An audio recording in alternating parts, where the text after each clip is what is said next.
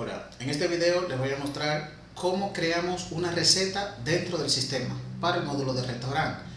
Para ello venimos acá al módulo de inventario, mantenimiento, productos.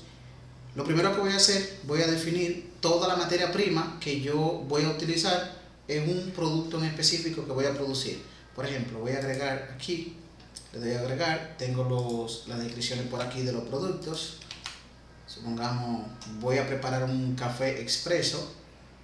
Tengo aquí, elijo, no voy a llenar mucha información para que el video no se haga largo. Tengo materia prima, pero yo pudiera tener otro tipo de composición. Para eso vengo yo acá y busco, por ejemplo, déjenme ver aquí, materia prima. Disponible para la venta no, ok, esa es materia prima, la dejo ahí, asumiendo que eso no se vende, pero tiene un costo. Vamos a suponer que eso me cueste este costo.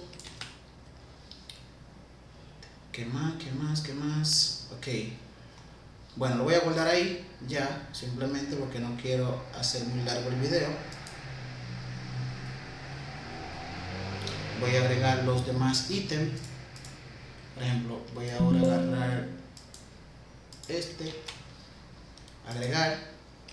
Y aquí creamos todas las composiciones o todos los productos de materia prima que yo voy a utilizar en mi negocio. Agrego aquí ese costo, lo guardo, voy a agregar otro,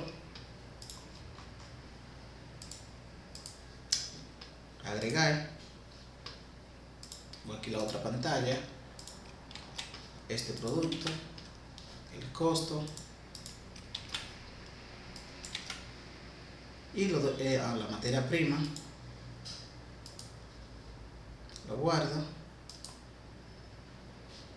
voy a asignarle también